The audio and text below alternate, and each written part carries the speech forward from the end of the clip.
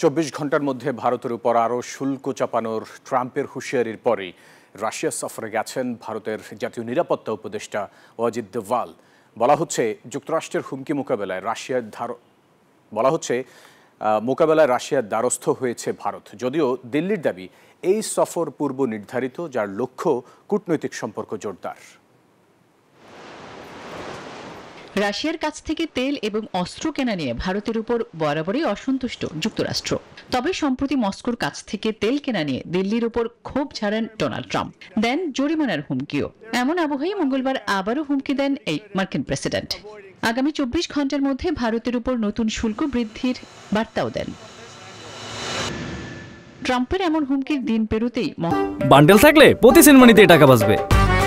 বিকাশ send money bundle কিনে জিতুন প্রতি লেনদেনে। মস্কোয় পৌঁছান ভারতের জাতীয় নিরাপত্তা উপদেষ্টা অজিত দোভাল। ঠিক কি উদ্দেশ্যে তড়িঘড়ি করে রাশিয়ায় গেলেন তিনি, তা নিয়ে চলছে জল্পনা। তবে দিল্লির দাবি এই সফর পূর্ব নির্ধারিতই ছিল, যার লক্ষ্য কূটনৈতিক সম্পর্ক জোরদার। ধারণা করা হচ্ছে দোভালের এই সফর ভারত রাশিয়ার সম্পর্কের নতুন মোড় আনবে। কেননা জানা গেছে চলতি অগাস্টের শেষে রাশিয়া সফরে যাবেন ভারতের পররাষ্ট্রমন্ত্রী এস জয়শঙ্কর।